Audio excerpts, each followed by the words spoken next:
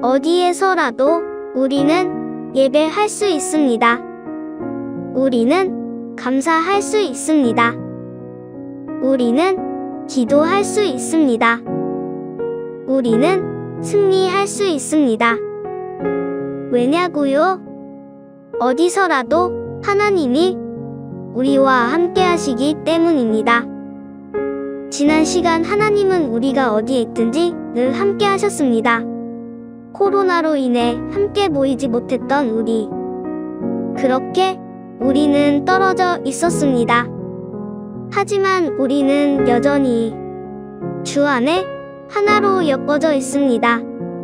지금도 우리는 어려운 시간을 보내고 있습니다. 그러나 어디서든 우리는 감사할 수 있습니다. 여러분, 그렇죠? 힘내세요.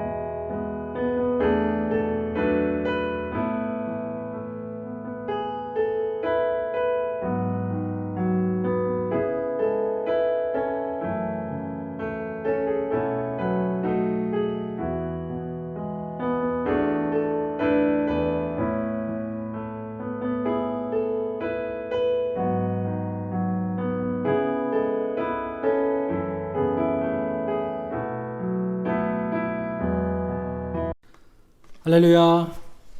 사랑하는 성도 여러분, 주 안에서 문안드립니다. 지난 금요일에 공지해 드린 대로 안타깝게도 남아공 코로나 상황이 연일 10,000명 가까이 급증하면서 정부에서 락다운을 3단계로 올렸고 실내 모임이 50명까지로 제한되면서 교회가 이번 주부터 현장 예배를 드리지 못하고 온라인 예배를 드리게 됐습니다. 언제까지일지는 아직 모르겠지만 코로나 상황이 좋아져서 실내에서 100명 모임을 할 수 있도록 락다운이 풀릴 때까지는 온라인 예배로 드리게 될 것 같습니다. 그동안 교회에서 현장 예배를 드릴 때 우리 성도들 중에 아무도 확진자가 나오지 않도록 지켜주신 하나님께 감사드리고 또 열심히 현장 예배에 참석해서 또 하나님께 영광을 돌리신 우리 성도님들께 또 감사를 드립니다.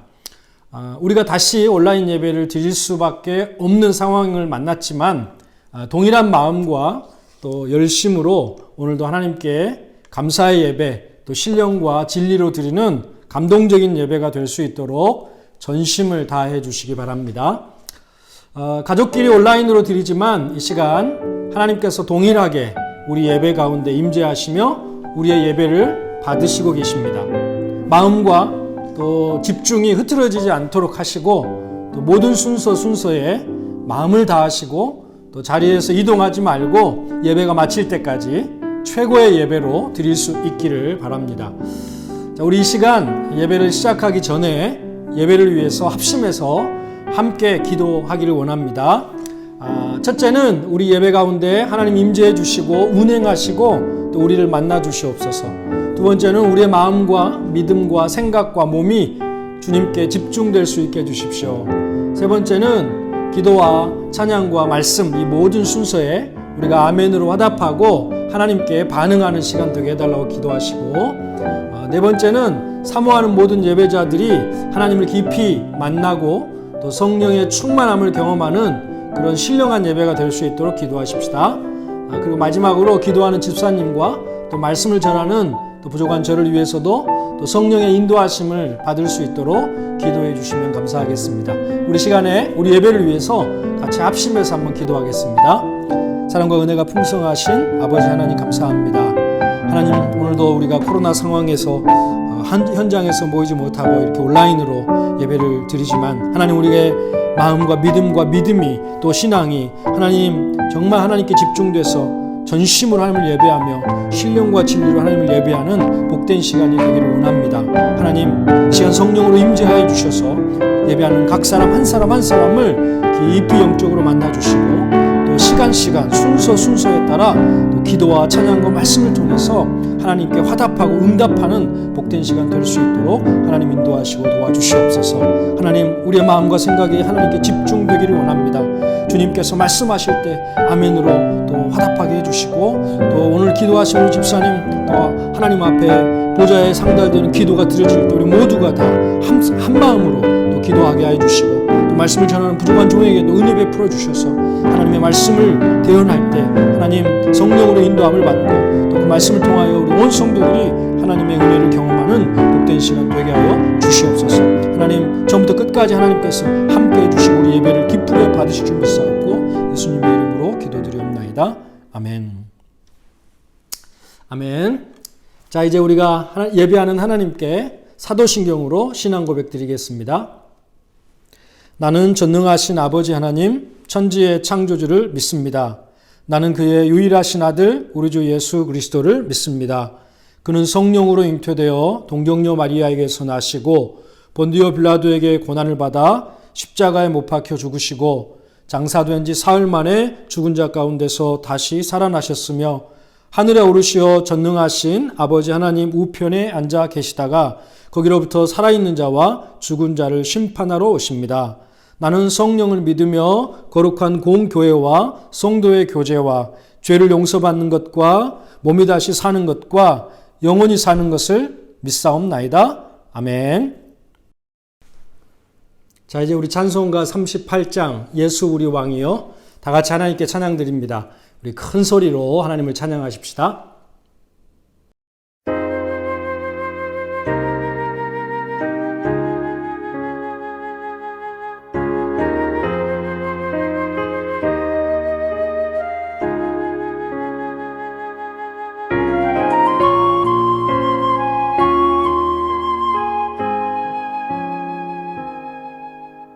예수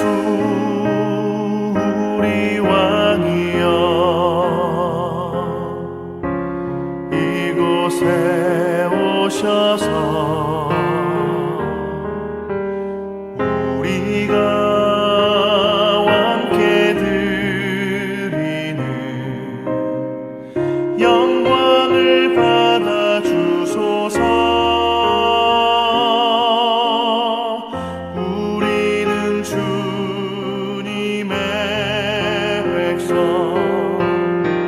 주님은 우리 왕이라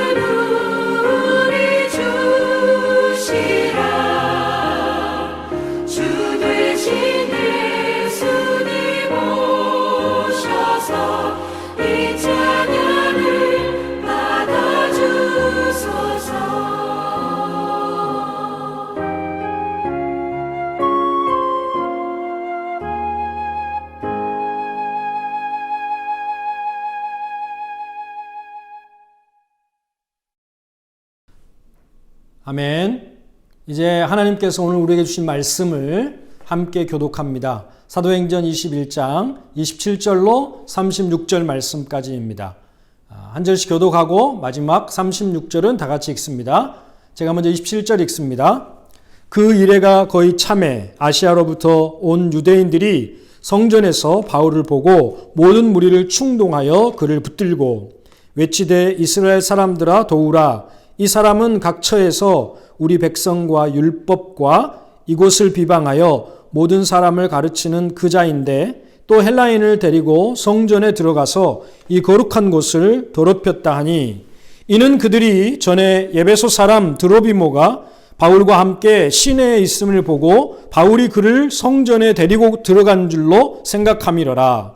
온 성이 소동하여 백성이 달려와 모여 바울을 잡아 성전 밖으로 끌고 나가니 문들이 곧 닫히더라. 그들이 그를 죽이려 할 때에 온 예루살렘이 요란하다는 소문이 군대의 천부장에게 들리매 그가 급히 군인들과 백부장들을 거느리고 달려 내려가니 그들이 천부장과 군인들을 보고 바울 치기를 그치는지라.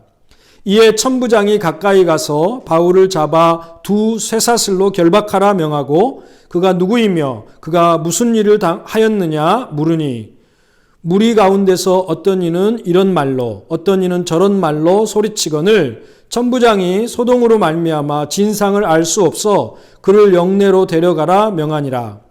바울이 층대에 이를 때에 무리의 폭행으로 말미암아 군사들에게 들려가니 다 같이 이는 백성의 무리가 그를 없이하고자 외치며 따라가미러라. 아멘. 이 말씀은 하나님의 말씀입니다. 할렐루야. 하나님을 찬양합니다. 오늘은 사도행전 21장 27절부터 36절 말씀을 통해서 사명자에게 환난은 있으나 죽음은 없다라는 제목으로 하나님의 말씀을 나누겠습니다. 하나님께서 오늘 말씀을 통해서 우리 각자에게 찾아오시고 또 말씀해 주시고 또 우리의 듣는 귀가 열려져서 주님의 음성을 듣는 복된 시간 되기를 주님의 이름으로 축원합니다. 자, 오늘 우리가 읽은 본문은요, 크게 두 부분으로 나누어 생각할 수 있습니다. 27절부터 30절까지 전반부에서는 예루살렘을 방문한 바울이 유대인들에게 붙잡히게 되고 또 끌려다니면서 환난을 당하는 부분입니다. 그리고 31절부터 36절까지는 후반부인데요. 유대인들에 의해서 붙잡혀 죽게 된 바울을 하나님께서 로마 군대 천부장에게 개입하게 하셔서 극적으로 그를 구하게 되는 부분입니다. 자, 오늘 말씀의 제목이 사명자에게는 환난은 있어도 죽음은 없다라고 했는데 제가 제목을 이렇게 잡은 이유는 오늘 본문에 사도 바울이 환난을 당하고 죽을 고비에서 살게 되는 것을 보면서 하나님께서 오늘을 살아가는 우리 그리스도인들에게 바로 이 믿음, 사명자에게는 환난은 있지만 죽음은 없다라는 것에 대한 믿음을 확고하게 갖기를 원하신다는 마음을 제게 주셨기 때문입니다. 사명자에게는 환난은 있어도 그렇죠? 사명의 길이 계속 꽃길은 아닙니다. 물론 꽃길을 가는 것처럼 좋고 평안한 때도 있지만 반드시 사명을 위해 가는 길에는 고난이 있고 환난이 있는 길이 또 사명의 길입니다. 그래서 사명감이 없으면 갈 수 없는 길이죠. 고생 없이 이루어지는 사명은 없습니다. 사명을 감당하신 분들의 간증을 들어보면 대부분은 다 고생한 이야기들입니다. 환난과 고난의 가시밭길을 통과한 이야기들로 가득합니다. 그래서 사명자에게 환난과 고난과 또 고생이 있다. 이것은 우리가 모두 동의할 수 있고 또 경험하는 일들일 것입니다. 근데 사명자에게는 죽음이 없다? 그런가요? 여러분, 사명자에게는 영원히 죽지 않습니까? 아니죠. 사명자도 죽습니다. 근데 여기서 사명자에게는 환난은 있어도 죽음이 없다는 이 말은 하나님이 주신 사명을 다하기까지는 죽을래야 죽을 수 없다. 하나님이 죽도록 놔두지 않으신다. 그 말입니다. 사망의 음침한 골짜기에 다다른 것처럼 죽을 위험 앞에 서 있는 일이 있다 할지라도 그 사람이 아직 이 땅에서 이루어야 될 사명이 남은 사람이라면 하나님께서 그 죽음의 위기에서 건져내시고 살려내셔서 그 사명을 반드시 이루게 하신다. 그런 의미에서 사명자에게 환난은 있어도 죽음은 없다라고 말할 수 있는 것입니다. 여러분, 우리 그리스도인들은 이렇게 죽음에 대해서 이해할 때 사명과 관련해서 죽음의 문제를 이해하고 바라보고 받아들일 필요가 있습니다. 그저 어떻게 하면 안 죽을까 막 죽음을 두려워하고 피하고 이러는 게 아니라 죽을 위험 앞에서도 하나님이 나를 통해 이루실 사명이 더 남아있으면 내가 살 것이고, 그렇지 않으면 내 달려갈 길이 다 마친 거니까 죽는 것도 유익하지. 이렇게 죽음에 대해서 좀 초연하고 좀 담대한 마음을 갖고 살아가는 사람들이 우리 그리스도인이 되어야 한다는 것입니다. 할렐루야. 아멘. 사명자에게 환난은 있어도 죽음은 없다는 이 사실을 오늘 본문의 사도 바울의 모습이 잘 보여주고 있습니다. 먼저 사명자에게는 환난, 고난, 그리고 고생이 있음을 알 수 있습니다. 3차 전도여행을 마치고 많은 사람들의 만류에도 불구하고 예루살렘에 도착한 사도 바울과 그 일행은 예루살렘 교회 리더였던 야고보와 장로님들을 만나서 이방 지역에서 사도 바울의 선교 사역을 통해서 하나님이 어떤 일을 하셨는지에 대해서 자세하게 보고하고 또 보고받고 이렇게 은혜의 시간을 갖습니다. 그리고 야고보를 위시한 예루살렘 교회 장로님들이 바울의 그 선교 보고를 듣고 하나님께 영광을 돌리며 하나님께 감사하고 또 사도 바울의 일행을 수고했다고 격려해 주었습니다. 예루살렘 교회의 영적 리더인 장로님들과의 이 만남, 그리고 하나님이 선교 사역 가운데서 행하신 은혜의 일들을 나누며 함께 보냈던 그 시간은 분명 환난과 핍박 그리고 죽음까지도 각오하고 예루살렘에 온 바울 일행에게는 굉장히 힘이 되고 또 은혜롭고 감사한 시간이 되었습니다. 우리는 여기서 하나님께서 야고보와 장로님들을 통해서 어려운 선교 사역을 마치고 온 바울과 그 일행을 위로하시고 또 격려하시고 계시다는 것을 볼 수 있습니다. 여러분, 우리가 하나님의 일을 감당할 때 사람에게 보이려고 또 사람에게 인정받고 칭찬받으려고 하는 것은 아닙니다.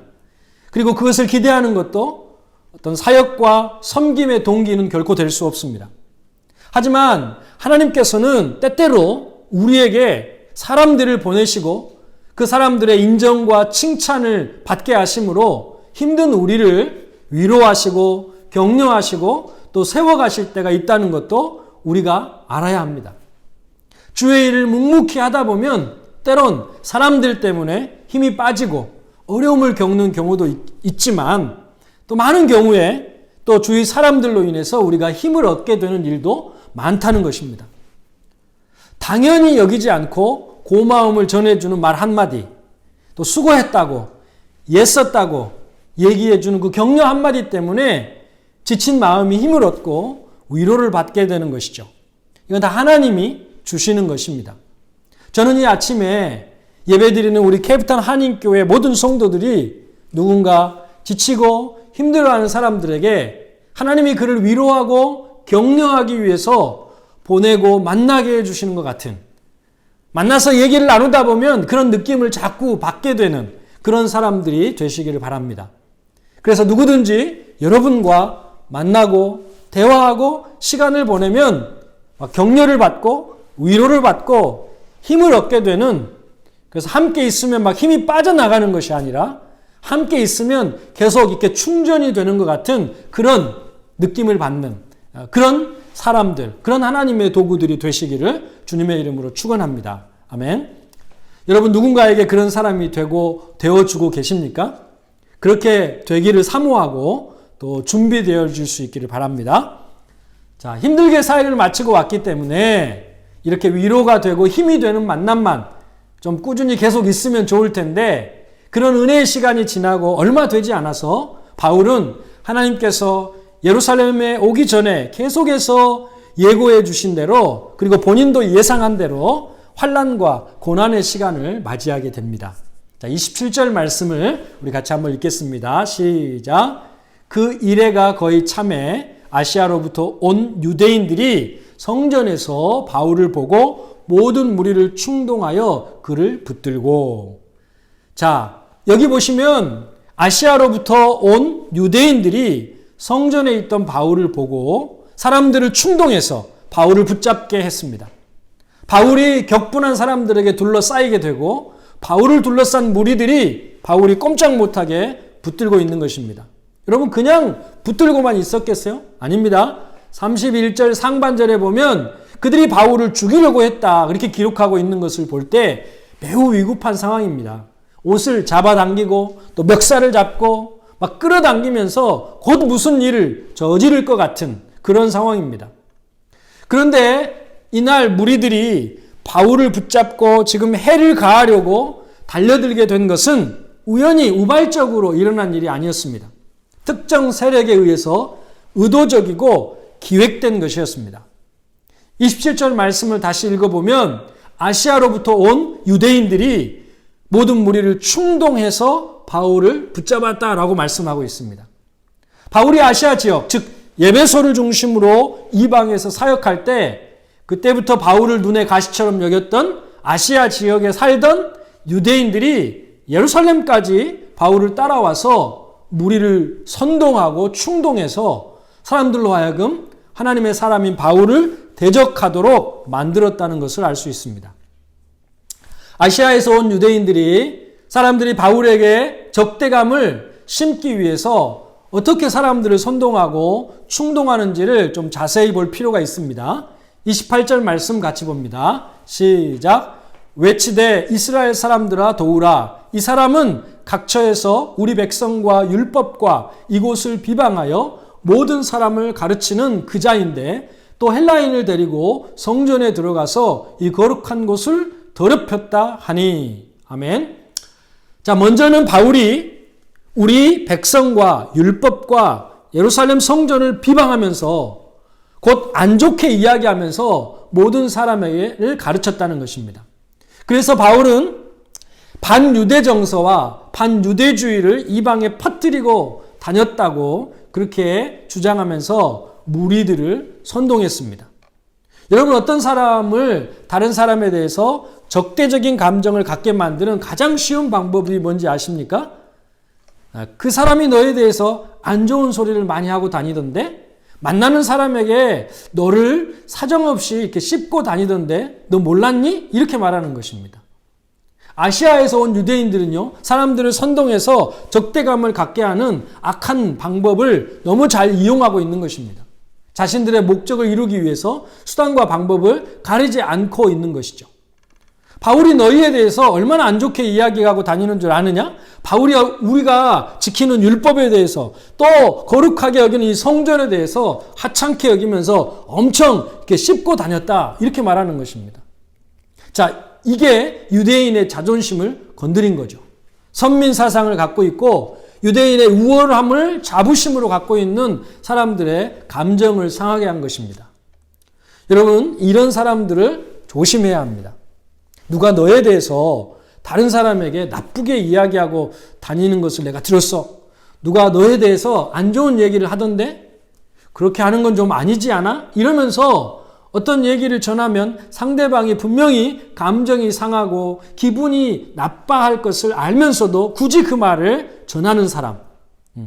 어떤 일이든지 또 어떤 사람에 대해서 우리에게 나쁜 감정을 일어나게 만들고 우리의 마음을 닫게 만들려는 사람이 있으면 여러분 조심하셔야 합니다. 그 안에 어떤 악한 의도와 기획이 있을 가능성이 매우 높습니다. 자, 성전에 있는 무리들, 여러분 그 안에는 예수를 믿는 유대인들도 많은데 아시아에서 온 유대인들이 그들을 선동하자 감정이 상해서 사도 바울에게 적대감을 갖고 달려들어 바울을 핍박하고 있는 것입니다. 또 아시아에서 온 유대인들이 사람을 선동한 내용은 뭐냐면 바울이 헬라인, 즉 이방인을 데리고 성전에 들어가서 거룩한 성전을 더럽혔다는 것입니다. 당시 성전에는 할례받지 않은 이방인들은 절대 들어갈 수 없습니다. 이방인의 뜰이라는 곳이 따로 있었습니다. 그래서 이방인의 뜰을 넘어서 성전에 이방인이 들어가게 되면 누구든지 그를 돌로 쳐 죽여도 되는, 그렇게 엄격하게 금지되어 있었습니다. 그런데 바울이 이런 엄격한 규정을 어기고 이방인을 데리고 성전에 들어가서 거룩한 성전을 더럽혔다고 주장한 것입니다. 자, 그런데 이런 유대인들의 주장은 사실에 근거한 것이 아니었습니다. 거짓이었습니다. 한마디로 거짓 뉴스를 퍼뜨려서 그 거짓 뉴스를 근거로 해서 바울을 공격한 것입니다.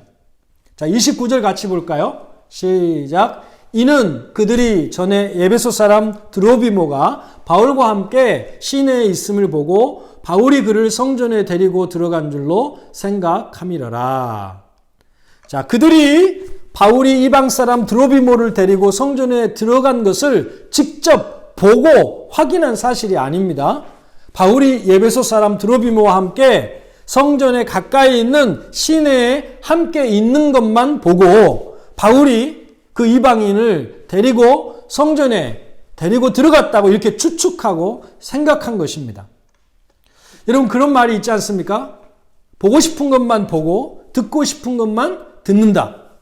여러분, 바울이 믿고 그를 붙잡아 죽여야겠다는 생각에 딱 고정되어 있으니까 바울이 시장에서 드로비모와 함께 있는 것을 보고 성전에도 같이 데리고 갔을 것이 분명하다, 이렇게 봐버린 것입니다. 그들이 보고 싶은 대로 본 것이죠. 여러분, 사람은 자기가 본 대로만 말하고 들은 대로만 말하기가 정말 어렵습니다. 우리가 말을 옮길 때 혹은 본 것을 말할 때 사람은 자신의 감정이 거기에 들어가면서 해석이라는 것을 거치기 때문에 왜곡이 되고 변질이 되는 것입니다. 그래서 우리는 그 사람에게 직접 듣지 않고서 누구를 통해서 어떤 이야기를 들으면 절대로 쉽게 판단하고 쉽게 결정하면 안 되는 것입니다. 왜냐하면 내게 그 말을 옮기는 사람이 자신이 듣고 싶은 것만 듣고 보고 싶은 것만 보았을 가능성이 매우 농후하기 때문입니다. 그날 무리들은요, 아시아에서 온 유대인들이 전하는 이 가짜 뉴스에 선동이 되어서 사도 바울을 대적하며 핍박하는 사단의 도구가 되고 있는 것입니다. 여러분, 우리 그리스도인들은 다른 사람에게 선동되거나 충동되지 않도록 조심해야 합니다. 다른 사람에게 나쁜 감정을 불러일으키려는 사람을 조심하고 가짜 뉴스에 분별력 없이 선동되지 않도록 조심해야 합니다. 기분이 나쁘다고 함부로 마음을 결정하게 되는, 그러니까 감정에 선동되지 않도록 조심해야 합니다. 뿐만 아니라 사실관계도 확인하지 않고 누구의 말만 듣고 마음을 결정하거나 행동하지 않도록 주의해야 합니다.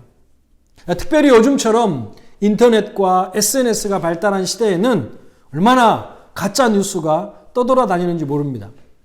그런데 우리가 정치 이념이나 진영 논리에 빠져서 자기가 지지하는 쪽 말은 다 진짜라고 생각하고 다른 진영에 있는 뉴스는 다 가짜라고 생각하고 들으려고 하지 않고 또 듣고 싶은 것만 듣고 보고 싶은 것만 보면서 시야가 좁아지고 생각이 편협해지는 경우가 너무 많은 것 같습니다. 그리스도인들까지도 정치적 선동 또 이념적 선동에 넘어가서 교회 안에서도 생각이 다 다를 수 있는데 정치적 입장이 다른 사람에게 막 감정적으로 대하고 또 분별력 없이 터무니없는 가짜뉴스에 근거해서 막 자기 주장을 펼치는 일이 많은 것을 보면 많이 안타까운데, 여러분, 믿음이 성숙해진다는 것은 관계성이 넓어지고 포용성이 깊어지는 것입니다. 미숙하면 독단적이 됩니다. 여러분, 우리가 진리에 대한 문제는 우리가 타협할 수 없지만 그 외의 문제에 대해서는 폭넓은 수용성과 포용성을 가지고 많은 사람들 또 많은 문제들을 우리가 폭넓게 품을 수 있는 그런 하나님의 사람들 되시기를 주님의 이름으로 축원합니다. 아멘. 자, 선동된 무리들에 의해서 사도 바울이 잡히고 바울을 죽이려고 큰 소동이 일어납니다. 자, 31절로 32절 보겠습니다. 같이 봅니다. 시작. 그들이 그를 죽이려 할 때에 온 이스라엘에 요란하다는 소문이 군대의 천부장에게 들림에 그가 급히 군인들과 백부장을 거느리고 달려 내려가니 그들이 천부장과 군인들을 보고 바울 치기를 그치는지라. 아멘. 자, 성전에서 바울을 붙잡아 끌고 나온 무리들은 바울을 치기 시작했습니다. 그들이 바울을 치는 것은 목적이 있습니다. 그 목적은 바로 바울을 죽이려고 하는 것입니다. 여러분, 죽이려고 때리는데 얼마나 인정사정 보지 않고 때렸겠어요? 어떤 사람은 주먹질을 했을 것이고, 어떤 사람은 또 발길질을 했을 것이고, 어떤 사람들은 돌을 던지면서 욕을 퍼부으면서 죽으라고 계속해서 바울을 치기 시작했습니다. 붙잡히는 것뿐만 아니라 죽기까지 각오하였노라 했던 바울에게 정말 이제 죽는구나 하는 그 순간이 다가온 것입니다. 그대로 계속되면 바울은 꼼짝없이 죽는 것입니다. 격분한 유대인들의 손에 바울은 죽임을 당할 수밖에 없는 상황입니다. 왜냐하면 거기는 지금 누구 하나 말려줄 사람이 없습니다. 거기에 몰려있는 사람들은 모두가 바울에게 화가 나 있어서 기어이 바울을 성전을 더럽히고 유대인들을 모욕했다는 죄를 물어서 지금 죽이려고 하는 순간입니다. 자, 근데 그 순간에 하나님이 어떻게 바울을 살려내는지를 보십시오. 하나님이 로마 군대의 천부장이 예루살렘에 요란한 일이 일어났다는 소문을 듣고 급히 군인들과 백부장들을 거느리고 출동하게 하십니다. 그리고 유대인들이 출동한 천부장과 군인들을 보고 바울 치기를 그쳤다고 말씀하고 있습니다. 여러분, 천부장이 이끄는 군대가 이 문제에 대해서 얼마나 신속하게 움직이고 반응했는지를 잘 보여주고 있는 단어가 기록되어져 있죠. 급히라는 말과 달려 내려가니라는 말입니다. 아마 조금만 늦었어도 바울은 유대인들이 죽이려고 달려들어 때리는 그 폭력에 의해서 죽었을지도 모릅니다. 이 급한 상황에 여러분 누가 급하셨을까요? 하나님이 급하셨습니다. 하나님이 얼마나 급하셨는지 로마 군인들을 급히 달려 내려가게 하셨다는 것입니다. 그래서 유대인들이 바울 치기를 그치게 만드셨습니다. 여러분, 얼마나 유대인들이 살기등등했는데 로마 군인이 바울을 데려가는데도 따라가면서 그를 없이 하자고 이렇게 외쳤다고 성경은 말씀하고 있습니다. 35절 36절 한번 볼까요? 같이 읽습니다. 시작. 바울이 층대에 이를 때에 무리의 폭행으로 말미암아 군사들에게 들려가니 이는 백성의 무리가 그를 없이 하고자 외치며 따라가미러라. 자, 보세요. 이렇게 살기가 등등했는데 조금만 늦었어도 바울이 어떻게 되었을까요? 살아남지 못했을 것입니다. 그가 각오한 대로 바울은 순교를 당했을 것입니다. 자, 그런데 여러분, 바울이 하나님이 그렇게 다급하게 자신을 살려주실 것을 알았을까요? 하나님이 나를 살려주실 거니까 아파도 조금만 참자, 조금만 버티자, 이런 마음으로 지금 막고 있을까요? 아니요. 사도 바울은 여기서 죽는구나, 아마도 죽음을 생각하고 있었을 것입니다. 여러분, 바울은 예루살렘에 가면 붙잡힐 줄을 알았습니다. 바울은 맞을 줄을 알았습니다. 바울은 엄청난 고난이 있을 것을 알았습니다. 또 바울은 죽을 것을 알았습니다. 바울은 목숨을 내놓고 예루살렘에 들어왔습니다. 여러분, 내 목숨을 주님께 드리고 시작하는 신앙생활과 내 목숨을 드리지 않고 신앙생활하는 것은 완전히 다릅니다. 나의 주인이 하나님이라고 인정하는 신앙생활과 내가 주인인데 하나님이 나를 좀 도와주셨으면 좋겠다라고 생각하는 신앙생활과는 완전히 다른 것입니다. 바울은 예루살렘에 오면서 주님께 죽음을 내려놓고 왔기 때문에 주님이 보내셔서 왔으니 이제 여기서 죽는 것도 괜찮다. 내게 사는 것이 그리스도니 죽는 것도 유익하다. 그런 마음으로 죽음을 지금 대하고 받아들이고 있었을 것입니다. 그런데 여러분, 하나님이 그런 그를 죽도록 놔두지 않으셨다는 것입니다.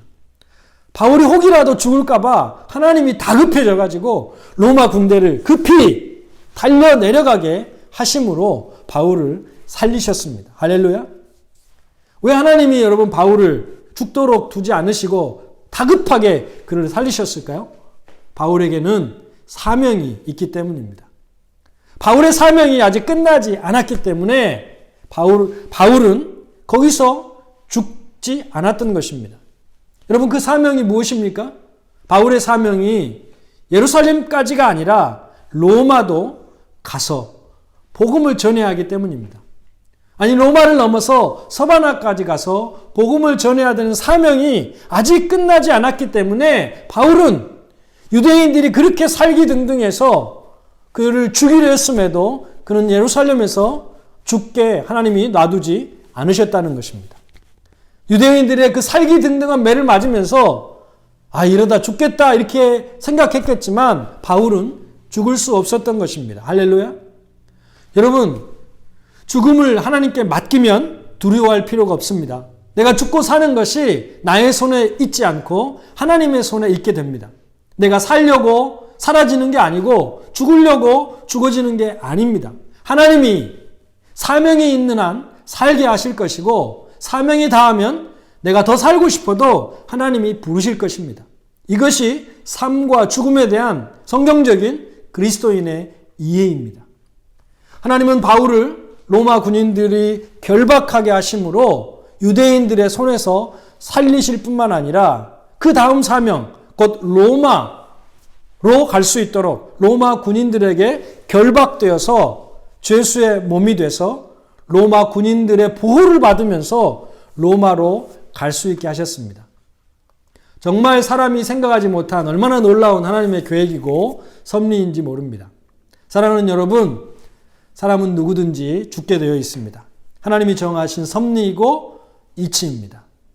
어떤 사람은 질병으로 죽기도 하고 또 사고로 죽기도 하고 또 코로나 때문에 죽을 수도 있습니다. 사람은 언제 죽음을 당할지 몰라서 모두가 다 죽음을 두려워합니다. 그러나 여러분, 너무 걱정하지 마십시오. 우리의 사명이 맞춰지기 전까지는 절대로 죽지 않을 것입니다. 사명자에게는 환난은 있어도 죽음은 없다는 것을 아시고 사명을 위해 달리기를 멈추지 않는 캡틴 한인교회 성도님들 다 되시기를 주님의 이름으로 축원합니다. 아멘. 기도하겠습니다. 사랑과 은혜가 풍성하신 아버지 하나님 감사합니다.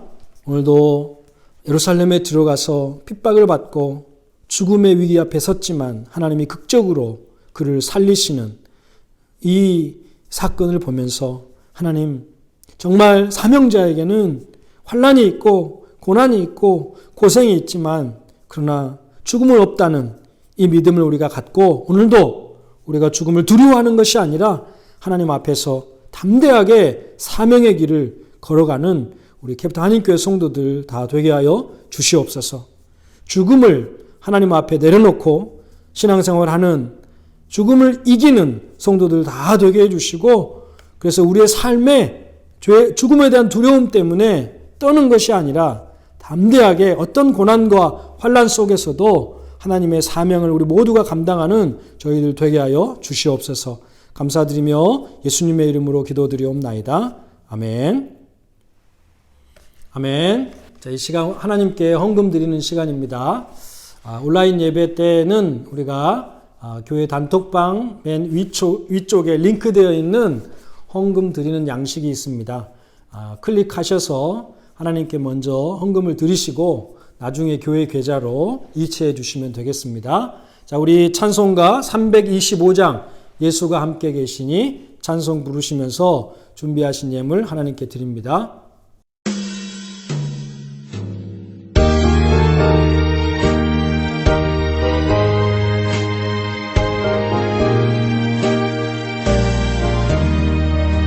예수가 함께 계시니 시험이 오나 겁없네.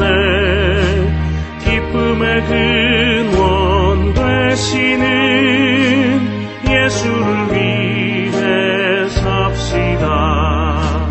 날마다 주를 섬기며 언제나 주를 기리고 그 사랑 안에 살면서 딴 길로 가지 맙시다.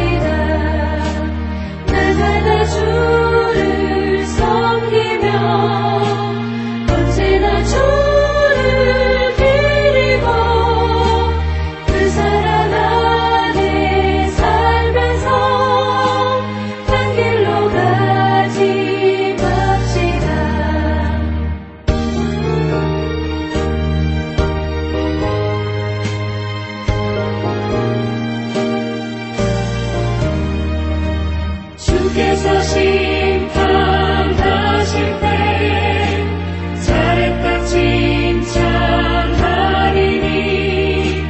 이러한 삶을 받들어 예수를 위해 삽시다. 날마다 주를 섬기며 언제나 주를 드리고 그 사랑 안에 살면서 단계로 가지 맙시다. 아멘. 자, 드려진 예물 위에 축복 기도하겠습니다. 하나님 아버지, 측량할 수 없는 아버지의 사랑과 구속의 은혜를 감사드립니다. 예수 그리스도 안에서 죄와 사망으로부터 옮겨 아들의 생명의 나라로 들어가게 하시고 이제 내게 사는 것이 그리스도니 죽는 것도 유익함이라는 고백과 믿음 안에서 살아가게 하시니 감사합니다. 주님, 코로나 때문에 온라인상에서 예배드리지만 시공간을 초월하여 계신 하나님께서 우리 예배를 통해 영광을 받으시고 기뻐하시니 감사합니다.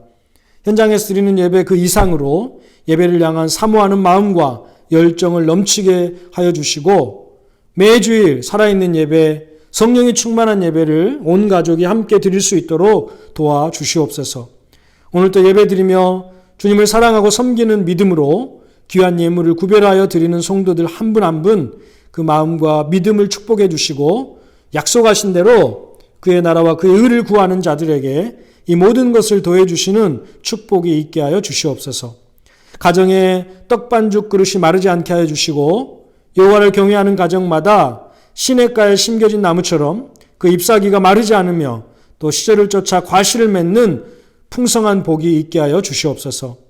코로나의 상황이 어려워지고 있는 가운데 있지만 우리의 마음을 하나님께 두고 하나님이 이 모든 어려움을 통해서 이루어 가실 선하신 계획을 바라보며 믿음으로 잘 견디고 이겨낼 수 있도록 도와주시옵소서. 주님, 2021년도 상반기가 끝나가고 있는 이 시점에 그동안 걸어온 우리의 길을 점검하게 하시고 하나님에게서 멀어져 있던 우리의 삶의 부분이 있다면 다시 점검하고 하나님께 돌아가는 신앙의 회복이 이루어지게 하여 주시옵소서. 그래서 하반기에는 더욱 잘하고 성숙해서 하나님 중심적인 삶을 신실하게 살아가는 우리 모두가 되게 하여 주시옵소서. 몸이 아픈 성도들에게 능력의 손으로 어루만 주시고 안수하여 주셔서 모든 연약함이 벗어지게 하시고 송아지의 띠과 같이 강건하고 능력 있는 삶을 살 수 있도록 하나님 은혜를 베풀어 주시옵소서. 사랑하는 우리의 자녀들 다음 세대를 책임져 나갈 수 있는 영적인 세대가 되게 해주시고 하나님을 경외하고 사랑하며 죄를 이길 수 있는 신실함이 있어서 하나님 깨끗한 그릇으로 준비되어 하나님 앞에 쓰임받는 믿음의 자녀들 다 되게 하여 주시옵소서. 기도하는 제목들마다 응답해 주셔서 우리 사랑하는 성도들 매일매일의 삶이 기도의 응답으로 또 늘 하나님과 함께하는 복된 삶이 되게 하여 주시옵소서. 감사드리며 예수님의 이름으로 기도드리옵나이다. 아멘. 아멘. 자, 이제 교회 앞에 광고 말씀 드리겠습니다.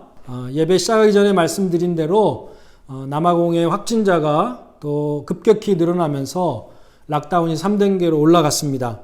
그래서 실내에서 50명밖에 모일 수가 없어서 그리고 현지 교회가 다음 주부터 또 교회를 사용하지 않도록 해서 저희들이 현장에서 모일 수가 없습니다. 아마도 락다운이 낮춰져서 실내에서 100명 모여서 예배 드릴 수 있을 때가 되면 저희들이 다시 교회로 모일 수 있을 것 같습니다.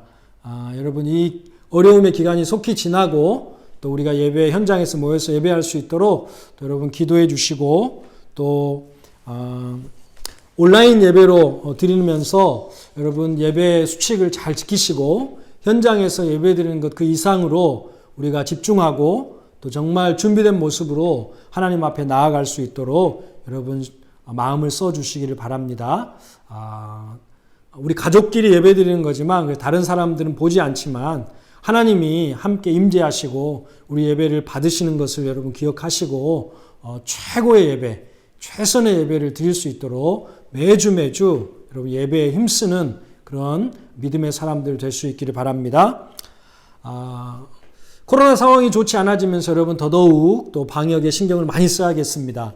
항상 마스크를 착용하시고 또 사람들과 일정 거리 두기를 하시고 또 개인 위생에 철저하게 또 지키시면서 또 겨울철이니까 또 감기에 걸리지 않도록 조심하시면서 현장에서 다시 예배 드릴 수 있을 때까지 모두가 건강하게 삶을 살았으면 좋겠습니다. 부서별 또 온라인 모임 있습니다. 중고등부는 오늘 저녁 8시 20분에 그리고 청년부는 7시 반에 조별 모임이 있습니다. 그리고 목장별로 이번 주에 목장 성경 공부가 있습니다. 우리가 현장에서 만나지 못하기 때문에 특별히 온라인 모임, 목장 모임 좀 많이 모이시면 좋겠습니다. 시간을 좀 내셔서 온라인에서라도 함께 하나님 말씀을 통해서 교제하면서 은혜의 시간들을 같이 나누었으면 좋겠습니다. 출장 영사 업무 광고해드린 대로 이번 주 토요일 날 저희 교회 교육관에서 오전 10시부터 12시까지 있습니다. 영사 업무를 보실 분들은 미리 준비해야 될 서류를 철저하게 준비하셔서 토요일에 영사 업무를 빠짐없이 보시기 바랍니다. 다음 주가 6월 마지막 주입니다. 그래서 상반기 재정보고를 위한 재직회를 가지려고 했는데 현장에서 모이지 못하기 때문에 재직회를 가질 수 없게 됐습니다. 그래서 다음 주에는 재직들에게 상반기 재정보고를 카톡을 통해서 보내드리겠습니다. 보시고 혹시 질문이 있으신 분들은 재정부 서기이신 우리 최윤창 집사님께 연락드려서 질문하시면 자세하게 설명해 드리겠습니다. 상반기 수입과 지출 관련 결산을 보고서를 통해서 보실 수 있을 것입니다. 다음은 우리 신앙실천 3종 세트 가정예배 그리고 감사저금통 성경일독 여러분 계속 하고 계시죠? 빠짐없이 또 뒤치지 말고 매주 해나가시면서 또 하나님과 함께하는 은혜의 시간들을 가정별로 꼭 가지시기 바랍니다. 감사합니다. 자, 이제 다 같이 자리에서 일어나셔서 제가 축도한 후에 서로 축복하면서 예배를 마치겠습니다. 여호와는 내게 복을 주시고 너를 지키시기를 원하며 여호와는 그 얼굴을 내게 비추사 은혜 베푸시기를 원하며 여호와는 그 얼굴을 내게로 향하여 드사 평강 주시기를 원하노라. 지금은 우리 주 예수 그리스도의 은혜와 하나님의 크고 놀라우신 사랑하심과 성령의 위로 충만 교통하심의 역사가 하나님 앞에 믿음으로 영광을 돌리고 이 어려운 코로나의 시국에서도 하나님의 사명을 위해서 죽음을 두려워하지 않고 달려가는 사명자들 한 사람 한 사람 머리 가운데 가정 위에 자녀들 위에 이 땅에 사역하시는 우리 선교사님들과 그 사역자 영혼들 가운데 코로나로 어려운 이 아프리카와 이 남아공 땅 위에 그리고 우리나라와 민족 위에 지금부터 영원토록 함께 있을지어다. 아멘. 자, 이제 우리 서로 축복하면서 예배를 마치겠습니다.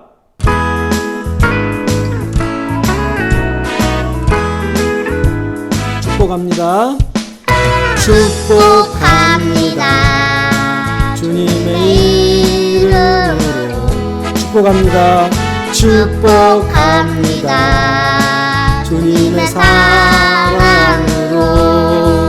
이곳에 모인 주의 거룩한 자녀에게 주님의 기쁨과 주님의 사랑이 충만하게 넘치기를. God bless you. God bless you. God bless you. God bless you. 축복합니다. 주님의 사랑으로. 예배를 마쳤습니다. 이번 한 주간도 건강하게 은혜롭게 주님과 동행하는 복된 한 주 되시기 바랍니다. 감사합니다.